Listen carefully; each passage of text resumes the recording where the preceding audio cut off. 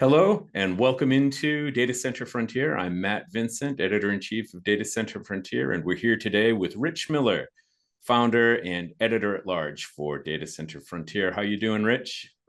I'm doing good. Always a good day when we're talking about data centers. Matt, because we're here today to talk about the Data Center Frontier Trend Summit, which is, of course, our inaugural live event happening in September, from September 4th through 6th.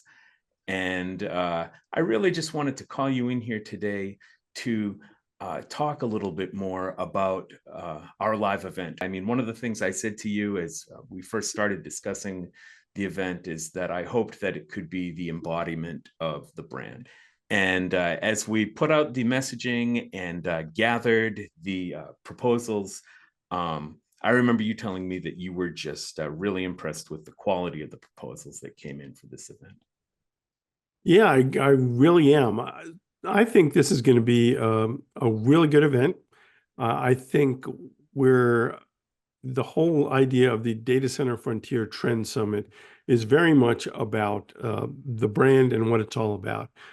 At Data Center Frontier, we're really looking at the frontier, where we're looking towards the horizon to see what's coming next in the data center industry and talk to people about what's in the pipeline, what they need to think about and know to be able to understand the trends that are evolving and to position themselves and their organizations to succeed in a rapidly changing environment.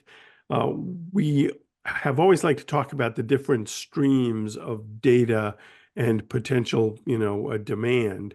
And there've been so many different ones we've seen over the years, all kind of feeding in. But right now, with what's happening with artificial intelligence, we're at an important moment to have an event like this and talk about where the industry is headed, because lots of things are changing, perhaps more so than at any time in the nearly 25 years I've been covering the industry. We're seeing big change. It's as always is with the data and digital transformation. It's sort of a secular transformation to not just the industry, but really the whole economy and all of society are being impacted by some of the changes we see. And all of that, as we know, comes back to infrastructure and the data center infrastructure to drive that. So exciting time to be having this conversation. The great thing is that over the years, we've built a really good community of people who we talk to and help us understand the things that are happening in cloud computing and AI. And that's why we got a lot of good proposals. We've had a lot of good conversations about what we should be talking about and what people really need to know to succeed. And I think the agenda as it has come together will be really relevant for folks in Northern Virginia and beyond. We're trying to figure out what comes next in a time of big, fast change. You touch on three elements that I wanted to bring forward uh, in the context of the event. The first, of course, is the AI shift. You know, this paradigm shift going into the AI and gigawatt data center moment, as you've written about on Data Center Frontier. Um, then also, you touched on the community elements, the importance of that discussion for data center developers. And then you also just spoke about the conversations that people stand to have at the event. So on the AI portion of things, and I'll let you respond to this, I am really excited about one of the keynote panels for our event happening on September 5th. The name of the panel is The Future of AI Data Center Design, Power, Cooling, and Chip Considerations, trying to put together the whole burrito there for AI workloads. Bill Clayman, CEO of Apollo, a man who probably needs no introduction in the data center industry, is going to be moderating this panel. Also on the stage, we're going to have Chris Sharp, CTO of Digital Realty. Digital Realty, of course, just won a major award at Data Cloud, I saw. in Cannes, France. Chris Sharp was there to accept the award. It was about AI in the context of digital realties, advancements there this year. And then we're going to also on that panel, it's going to be Chris McLean, who we saw at Data Center World. He's Sure. principal with Critical Facility Group. Ken Moriano, who's co-founder of Scott Data Center. Bill just did a video tour inside their data center. I saw that posted to LinkedIn. And then Stephen Carlini, who's just kind of a real authority in the field of AI. He's written in Forbes. He's the VP of Innovation and Data Center with Schneider Electric. So we are excited about this panel. What do you think about that talk that we're looking to have on the future of AI? Designing for AI is a really important topic because the workloads for artificial intelligence are somewhat different from many of the ones that we've really seen driving the way that data centers are designed and built. They're much more dense in terms of their power usage, which has ripple effects throughout the data center infrastructure. And also you see, what they call flux, which is where these workloads can, come up and down in the levels of activity very quickly. And so you could see, the workload you need to support shift from moment to moment. And you have, some of the training workloads are very compute intensive. And then on the other hand, you have the inference jobs that need to react quickly and are likely over time to be more and more distributed, even to devices. So what the rise of AI has prompted some of the largest players in the industry to really think harder about a couple of things. One is the place of liquid cooling, the Yes. fact that some of these workloads are probably going to be best cooled by liquid, that's the best way to get the best bang out of the square footage that you have available to run these workloads. And at the same time, many of the compute jobs that folks have are going to continue to be just fine with air cooling. So we've written recently about the whole trend towards hybrid facilities. And, Meta was out early talking about that, redesigning a bunch of their data centers kind of in flight as to essentially accommodate the world of design as it is evolving. This is a really important conversation. And as you noted, we've got genuine experts who can talk about what this really looks like and also probably have good visibility into where things go from here and what, all of this potential looks like when it actually gets into the data center. Not lost on anyone, certainly not lost on us that our event is happening in Northern Virginia, pretty much in Data Center Alley. And the keynote panel to kick off our event on Thursday, September 4th, really reflects that.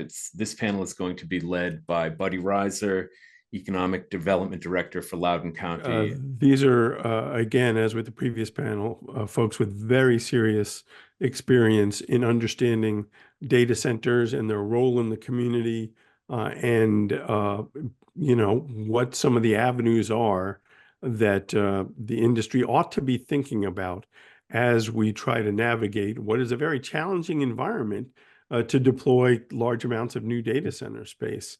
As data centers get larger and require more resources, a lot of communities have hard questions, and we see not a small amount of resistance to these projects in a lot of communities. And I've been writing about this topic for literally 10 years. In 2014 was the first time I wrote about community resistance and community engagement in data centers. It's a very important topic, and I'm really jazzed that we have a panel like this to discuss it. Buddy Reiser is really the pioneer in economic development strategies to support data center growth, and has been on the very front lines of the largest data center cluster in the world, and where a lot of the most active conversation is going on. Regulation's a topic. Loudoun County, where our event is going to be held, is is right there is talking about uh, whether or not there's more restrictions that need to be put on data centers, including around power and whether they should have to bring their own power if it would strain the community resources. And Dan Golding and Scott Noteboom are a couple of guys with tremendous experience building some of the largest data center networks in the world. Scott started out at Yahoo. People know Dan Golding from his many years at Google, and those are guys who really understand what it's like to build at scale, and at the same time understand the sensitivities to the community. And finally, Stan Blackwell. I think everybody's very interested in hearing from Dominion about what's going on. Stan has been working with the data center industry in Northern Virginia and beyond for a long time. So I think, that is the kind of panel that can provide some real insight. And I'm really keen to see what kind of questions and discussion come out of that. Of course, I just wanted to go over the topics of the structured roundtables as they'll be presented at the event. We're going to have one on sustainable backup power. We're going to have a roundtable on water resilience, presented by some experts from Geosyntec Consultants, and then roundtables on edge data centers, data center construction, and hybrid IT and AI. In particular, Rich, I wanted to ask you, though, about the water resiliency topic. Yeah, listen, one of the things that we've been trying to highlight at Data Center Frontier over the years is the areas where the industry has to be thoughtful and responsible about its use of resources. And water has become a big one. This is one where, we always think about power as the metric that everybody wants to measure and track, and it's a big ticket item in the data center. So, goes right to the bottom line. But water is becoming an increasingly important resource for communities around the country. Water scarcity is very real in some places. It's not an accident that this conversation has really the place where it started getting headlines was in the Phoenix area. Huge data center market where there is lots of capacity planned going forward. And at the same time, because of some of the, water management issues in the Colorado Basin, that's an area where people have to think about and plan for water scarcity issues. So I'm really glad that we're going to have, a focused, discussion of that. I think it's really important, and that, everybody who's building a data center in an area that has water availability concerns of any kind really has to think about how you're approaching cooling and operations in able to, really balance what the impact on the community is going to be. So, these are the kind of conversations and topics that are important for us to have and for everybody to understand going forward, so that as suddenly everything gets supersized and the industry is trying to make a bigger impact on a technological scale, that we have a strong understanding of the bottom line impact on the resources that data centers require and use in the community. The amazing thing is that there's so much intellectual firepower in this community. Let's face it, that so much innovation. There's lots of opportunities for smart folks to get together and have conversations that can move things forward and really help deliver these services as efficiently and responsible as possible. So I'm really jazzed about it. I think all of the topic-driven community conversations are important. If you go to any data center conference, you know that the networking and who you meet and the exchange of ideas is always such a big part of it. And I think there's going to be some great opportunities there, both within these sort of focused conversations, the topical ones, and, the hallway conversations in between the sessions are always just a tremendous opportunity to learn and connect with folks.